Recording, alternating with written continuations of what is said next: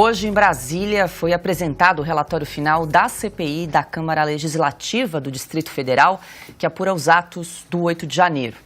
No parecer, o relator da comissão, deputado Hermeto, do MDB, recomenda o indiciamento de 4 pessoas envolvidas na segurança da Praça dos Três Poderes.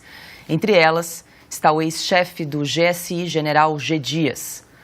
O documento aponta que às vésperas do dia 8 de janeiro, teve acesso a informações de inteligência consideradas necessárias para ajustar os planos de segurança do GSI para proteger o Palácio do Planalto, mas não as repassou aos órgãos responsáveis. Para o relator da CPI, abre aspas, a conduta do ex-ministro resultou na facilitação dos atos para subverter violentamente o Estado Democrático de Direito e instaurar um golpe de Estado, fecha aspas. Também foram responsabilizados os coronéis da Polícia Militar, Cíntia Queiroz e Marcelo Casimiro, e o secretário executivo da Secretaria de Segurança Pública, Fernando de Souza Oliveira. O relatório não cita o ex-secretário de Segurança do Distrito Federal, Anderson Torres, que passou quase 4 meses preso sob acusação de suposta omissão no dia dos ataques. Para Hermeto, não há motivo para pedir o indiciamento de Torres, que estava fora do país no dia 8 de janeiro. O relator também isentou o ex-presidente Jair Bolsonaro de responsabilidade pelos ataques. Não foram produzidas, durante os trabalhos da Comissão Parlamentar de Inquérito, evidências sólidas ou informações concretas que apoiem a alegação que o ex-presidente Jair Messias Bolsonaro tenha planejado ou executado no que se refere ao dia 8 de janeiro de 2003, um golpe de Estado no Brasil. Questões afetas a esse tipo de discussão precisam ser tratadas com ceticismo e baseadas em informações verificáveis, de forma que se evite a propagação de teorias de conspiração.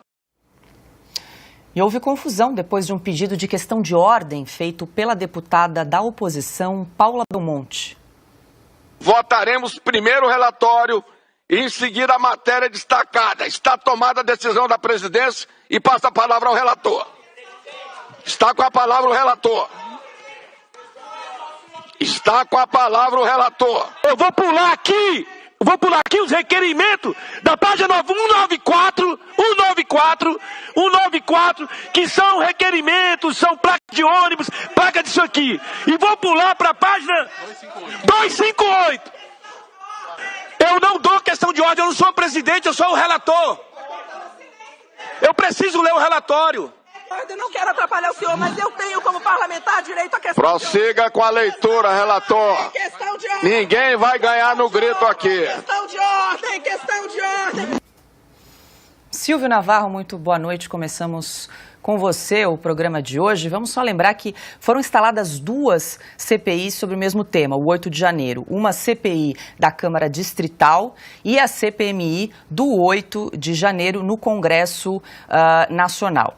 Nessa CPI da Câmara do Distrito Federal, o deputado, então, Hermeto, pediu indiciamento de 136 pessoas, entre elas o ex-ministro do GSI, o general G. Dias. Já na CPMI do 8 de janeiro, aquela do Congresso, foi aprovado o relatório da Elisiane Gama, que foi a relatora da CPMI, aquele relatório gigantesco com mais aí de 1.300 páginas, que sugeriu que pediu o indiciamento de 61 pessoas, entre elas o ex-presidente Jair Bolsonaro. E um ponto aí é que esse relatório da CPMI do Congresso não pediu o indiciamento do general G. Dias. São pontos aí divergentes nessas 2 CPIs sobre o mesmo tema, sobre o 8 de janeiro. Muito boa noite, Silvio. Boa noite, Paula, querida Ana Paula, Dalberto Piotto, meu amigo, meu irmão Augusto Nunes. Boa noite para quem nos acompanha. Paula, essa CPI do Distrito Federal que investigou o tumulto do dia 8 de janeiro me lembrou um pouco aquela CPI que investigou a Covid no Rio Grande do Norte, quando nós tínhamos em Brasília, no Senado da República, uma CPI com a mesma finalidade. A diferença foi que a CPI do pequenino estado do Rio Grande do Norte investigou o Covidão, investigou o consórcio do Nordeste, investigou porque uma empresa que vende derivados de maconha estava envolvido na compra de respiradores para hospitais, porque Araraquara foi parar, por exemplo, no Nordeste, no consórcio do Nordeste. Aquela CPI investigou de verdade a corrupção durante a Covid, durante a crise sanitária. E no Senado nós tínhamos um picadeiro. Todo mundo tem isso fresco na memória. É a mesma coisa. A CPI de Brasília, do dia 8 de janeiro, dos atos do dia 8 de janeiro, foi também um picadeiro. Por quê? Porque ambas foram formatadas para blindar, para não investigar, sendo que CPI é uma ferramenta da oposição. Mas o governo, é claro, precisava proteger o seu símbolo maior do dia 8 de janeiro, o ministro Flávio Dino, da Segurança Pública e da Justiça. Hoje, indicado ao Supremo Tribunal Federal. Ora, Flávio Dino, aquele que assistiu de camarote, como ele mesmo disse, ao programa fantástico da Rede Globo, todo aquele tumulto no dia 8 de janeiro. Então, as coisas começam a fazer sentido quando a gente vê uma CPI, de novo, no Distrito Federal, na Câmara Distrital, que é similar a uma Assembleia Legislativa nos estados, apontar o dedo para onde deve. Porque um general estava na cena do crime, sendo ele chefe do Gabinete de Segurança Institucional. Porque auxiliares dele ofereceram água aos manifestantes que, segundo o ministro Alexandre de Moraes, todo mundo que estava ali depredou e destruiu e cometeu o crime de bando. Por estar numa turba, por fazer parte da turba, todos devem ser condenados a 14, 17 anos de prisão.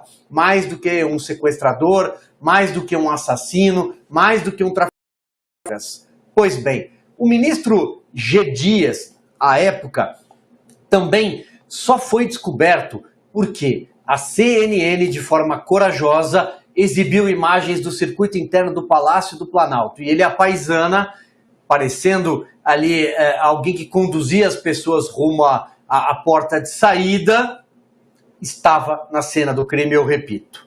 Só foi descoberta a presença dele lá por causa da imprensa, porque o governo nunca tinha divulgado essas imagens. Aliás, outras imagens daquele dia permanecem em sigilo ou, de fato, sumiram. Foram destruídas, são as do Palácio da Justiça do ministro Flávio Dino. G. Dias, é sempre importante lembrar, era um conselheiro. Quem disse isso, quem usou essa palavra, quem descreveu a proximidade do G. Dias com o presidente Lula, e eles se aproximaram no primeiro mandato de Lula, logo depois de assumir o cargo em 2003, foi Ricardo Couto, que era secretário de imprensa e tem um blog, uma coluna no portal UOL. E ele descrevia como G. Dias, que gostava de ler, lia, instruía o presidente da República durante os voos, especialmente os mais longos, para o exterior. G. Dias foi defenestrado e demitido do cargo numa celeridade ímpar e completamente não usual para os modos do PT. O Lula não tem coragem de demitir, eu imagino que vão falar sobre isso ao longo do programa, um tal de Juscelino Filho. Todo dia tem uma denúncia nova contra ele e ele continua ministro. G. Dias caiu no mesmo dia da divulgação dessas imagens. E finalizo com 2 pontos de forma muito breve. Primeiro, ele cometeu crime, ele fraudou um documento enviado ao Congresso Nacional. Segundo, o G. Dias teve, segundo a própria imprensa tradicional, a velha mídia, como nós lembramos aqui, porque naquela época tinha uma postura muito mais resistente até do que tem hoje em relação aos desmandos do PT e o que foi o dia 8 de janeiro, enfim, ao fim e ao cabo. G. Dias teria sido instruído na véspera do seu depoimento por um assessor, teve ligação com o gabinete de Elisiane Gama, que é simplesmente a relatora da CPI. Então, ele também estava na cena, não só do crime, mas também na peça teatral que foi a CPI do dia 8 de janeiro. Ana Paula Henkel, Muito boa noite. Tá aí, então, né, uma grande diferença, uma diferença gritante entre os relatórios aí da CPI distrital e da CPMI no Congresso, todas relacionadas aí ao 8 de janeiro, talvez seja o indiciamento, o pedido de indiciamento do ex-GSI G. Dias, ele que estava, como bem disse o Silvio, né, na cena do crime, ele que estava no Palácio do Planalto no dia 8 de janeiro. E que resumo espetacular do nosso brilhante Silvio Navarro, né? Acho que você não encontra uma fotografia dessa maneira, com essa riqueza de detalhes, em outro lugar da imprensa. Paula, boa noite. Paula, boa noite, Silvio, Piotto, mestre Augusto, muito boa noite à nossa audiência maravilhosa. Bom, a CPI do Distrito Federal mostra que uma ferramenta importante, né, de investigação, uma ferramenta importante de políticos no Brasil ainda respira, né, e vocês veem a diferença. Elas são opostas, dia e noite, preto e branco, impressionante, comparando com a CPI do Congresso, que foi uma piada, né? Foi exatamente como a CPI da Covid. Essa CPI do 8 de janeiro foi a CPI da Covid do circo 2.0, tanto que a CPI do Distrito Federal não coloca no contexto todo de culpa ali no 8 de janeiro, personagens importantes como o Anderson Torres, o presidente Bolsonaro, que o atual governo empurrou para a narrativa, como eles gostam muito de falar, de que eles seriam os grandes culpados por trás do vandalismo do 8 de janeiro, sendo que tanto o presidente Bolsonaro quanto o Anderson Torres nem no Brasil estavam. Lembrando que algumas das manutenções das prisões preventivas, né, do Anderson Torres, assinadas por Alexandre de Moraes, elas tiveram conteúdo de urnas eletrônicas, de questionamento sobre a eleição de 2022, algo que não tem absolutamente nada a ver com o 8 de janeiro. O Silvio já fez a fotografia perfeita, Paula. Eu só vou acrescentar que o relatório da CPI do Congresso, da Elisiane Gama, né, com todos os detalhes que o Silvio trouxe, ele foi assinado pelo presidente, né, da CPI, o Arthur Maia, do União Brasil da Bahia, ele dizendo que não concordava com o relatório, mas que ele ia assinar. Eu não entendo esse tipo de conduta, Paula, não entendo. O presidente disse, não concordo com o relatório, né, mencionamos aqui, mais de 1.300 páginas, o nome do presidente Bolsonaro mencionado mais de 800 vezes, e, no entanto, o presidente Arthur Maia disse, não, eu não concordo, é um relatório político, mas eu vou assinar.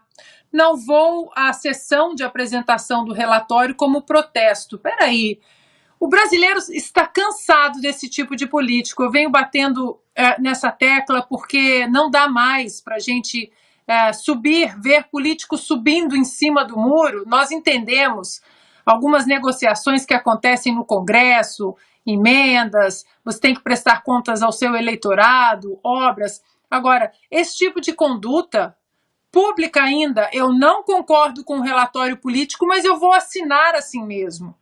Que pedágio é esse que eles têm que pagar o tempo todo, enquanto o único pedágio que os políticos têm que pagar é para o eleitor, para quem colocou os políticos ali no Congresso, né, na Câmara, no Senado, e aquelas imagens, né, as famosas imagens do fotógrafo, todo ensaiado, chutando a porta, não, vem aqui agora, faz mais uma vez. O próprio senador Jorge Seife dizendo que nenhuma pessoa daquelas imagens, né, daquele ensaio todo para o fotógrafo da Reuters, nenhuma pessoa foi indiciada. Então, ou foi investigada. Então, uma CPI, né, do 8 de janeiro que pede o indiciamento de G. Dias, esse sim que estava na cena do crime, uma CPI do Distrito Federal. Essa sim, essa ferramenta, pelo menos ali, ainda respira. Adalberto Piotto, muito boa noite. Outro ponto divergente entre esses dois relatórios é em relação ao papel do ex-presidente Jair Bolsonaro, né? Nessa CPI da Câmara Distrital, ele foi isento, não foi pedido o indiciamento de Jair Bolsonaro. Já na CPMI do Congresso, a relatora Elisiane Gama pediu o indiciamento de Jair Bolsonaro, porque, segundo ela, ele disse que Bolsonaro foi aqui, entre aspas, o autor intelectual e moral dos atos do 8 de janeiro. Além disso, a CPMI também pediu o indiciamento de Anderson Torres, fato que não ocorreu na CPI distrital. É muito interessante, né, de analisar, avaliar e comparar esses dois relatórios relacionados ao mesmo fato do 8 de janeiro. Paula, boa noite. Augusto, boa noite. Silvio, parabéns pela apresentação de todo o caso aí. Ana Paula. Bom, vamos lá, porque está muito claro, né? Acho que os meus colegas que me antecederam aqui foram muito felizes em descrever tudo o que aconteceu. Se a gente fosse resumir, a CPI do Distrito Federal fez o que a CPMI não fez.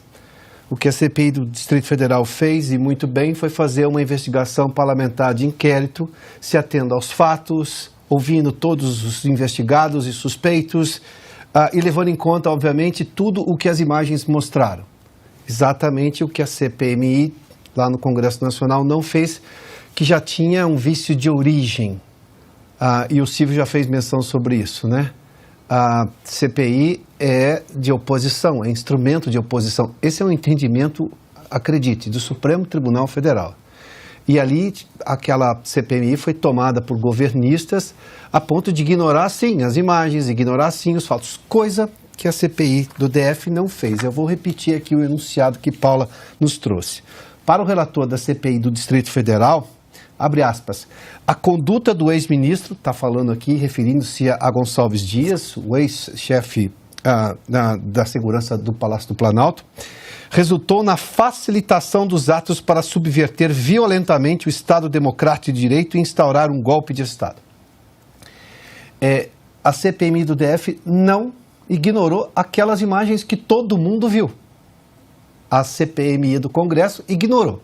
Quem não ignorou consegue escrever isso. Quem ignorou faz uma peça de ficção, meramente política, como foi exatamente aquele relatório ao qual a Ana fez menção, e que chama atenção o presidente da CPMI a dizer, discordo, mas assino. Nunca vi alguém discordar e assinar, mas vamos lá.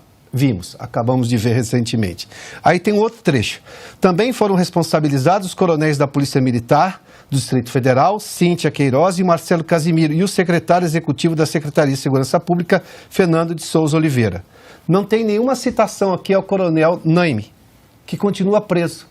Ou seja, uma CPI que se debruça sobre os fatos, usa as imagens como evidências, se contrapõe, olha, obviamente busca todas as informações para se contrapor a cada um dos fatos e buscar realmente o que é essencial naquela investigação, deixou o coronel Naime, que continua preso por decisão do Supremo Tribunal Federal, há meses, com problemas de saúde também, segundo relatos da família, e também excluiu Anderson Torres, porque não tinha nenhuma evidência que ele teria participado. Anderson Torres, que também ficou preso por meses, e excluiu também o presidente Bolsonaro, que não estava nem no país naquele momento, e que não tinha poder sobre nenhuma daquelas pessoas, não era nem presidente. Quando se faz investigação, óbvio que é uma busca pela verdade frenética, é esse o objetivo de uma investigação, mas isso precisa estar ancorado nos fatos, e precisa se ater aos fatos, e não pode se negar os fatos, coisa que a CPI do DF seguiu exatamente esse trâmite. Fatos são fatos e vamos levá-los em conta na hora de escrever um relatório. Este é o relatório. Na CPMI do dia 8, lá no Congresso Nacional, nada disso foi levado em consideração. E aí criou-se uma peça de ficção que ofende a inteligência dos brasileiros. Que, antes de tudo, ofende as imagens. Se contrapõe a imagens que não são possíveis de serem negadas. O negacionismo de imagem é uma coisa das mais absurdas, porque todo mundo está vendo. O general G. Dias, era o comandante do Gabinete de Segurança Institucional. Aparece nas imagens. A gente vê alguns militares, inclusive, dando água ali para alguns daqueles manifestantes. As imagens todas estão lá, todas essas coisas foram negadas. E sequer, obviamente, se ouviu, até porque ele se negou a comparecer, ou não foi na amplitude que deveria. As imagens, por exemplo, que o Silvio mencionou, nunca chegaram na integralidade com que deveriam chegar à CPMI, as imagens de dentro do Ministério da Justiça. Quer dizer, e nem isso foi citado naquele relatório da Elisiane Gama, que é aliada do agora indicado ao Supremo Tribunal Federal, ministro Flávio Dino da Justiça. Uma CPI fez o trabalho que dela se espera, a outra produziu uma peça de ficção. Augusto Nunes, muito boa noite. Qual o seu balanço aí? Que balanço você faz do relatório da CPI da Câmara Distrital a respeito dos atos aí do 8 de janeiro? Boa noite. Boa noite, Paula, nossa chefe, meu amigo Piotto, meu irmão Silvio, Ana, minha parceira querida, boa noite a você que nos acompanha. É muito simples, né? Eu voto com o relator Silvio Navarro, porque o que o Silvio fez foi mostrar que existe uma versão mentirosa e a outra, do outro lado, existe um relatório que busca a verdade. Simples assim. Num caso, né, na fantasia da Elisiane Gama, aparece o quê? O crime impossível, ela torna possível, crime é o golpe praticado por civis desarmados e com chefes no exterior, né, e que devem ser presos, tudo é culpa do Bolsonaro e do secretário de Segurança que está lá fora, ele é acusado de ter uma folga naqueles dias, de viajar, tem tudo isso. A outra não trata o G. Dias como inocente, porque ele não pode ser. Por que o governo não devolveu ao cargo, depois do relatório da CPI, da CPMI, não devolveu o cargo ao G. Dias, que passaria a acumular também, com esse cargo, a chefia do Departamento de Trânsito Interno do Palácio do Planalto em dias de depredação, e de chefe dos recepcionistas também, né? Ele atende com muita cortesia os visitantes, né? Providencia água, diz qual é a direção a tomar e tal. Aquilo é uma piada. Aquilo é uma piada de mau gosto. Agora, tá aí, a verdade é simples, né? A verdade é sempre mais simples. Aí vem essa história, guerra de narrativas, não. Um parecer é mentiroso, o outro é verdadeiro. Tem que ouvir o G. Dias. Ele ser ignorado mostra que o relatório que faz isso é que deve ser ignorado.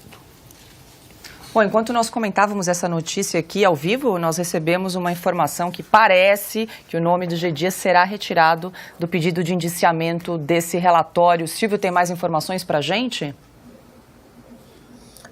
É isso, Paulo. O programa ao vivo é assim, e a gente está apurando exatamente neste momento, e a informação que eu tenho, ela vem do gabinete do deputado distrital, Tiago Manzoni, dizendo que há uma articulação nesse momento para tentar retirar o nome do general Gonçalves Dias desse pedido de indiciamento e que, com isso, se der certo, o placar fecharia em 4. Eu vou aqui na apuração, essa articulação está acontecendo, o deputado Tiago está se pronunciando neste momento lá na Câmara Distrital e a gente segue acompanhando. É o PT entrando em campo com as armas que a gente sabe que o PT tem e, é claro, há uma tentativa de auxiliar o general G. Dias, como a gente bem lembrou aqui nos comentários anteriores, foi defenestrado do governo de uma forma incomum para o PT. Então agora o PT jogou o general aos leões, é preciso protegê-lo.